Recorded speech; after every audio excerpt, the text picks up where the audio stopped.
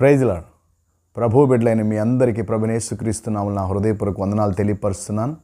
ఈరోజు పరిశుద్ధ బైబిల్ గ్రంథంలో నుంచి ఒక వాగ్దానాన్ని మనం జ్ఞాపకం చేసుకుంటున్నాం. దేవుని వాక్యంలో నుంచి హబక్కూకు 3వ అధ్యాయం 2వ వచనం, యెహోవా సంవత్సరములు జరుగుతుండగా నీ కార్యములను నూతనపరచుము.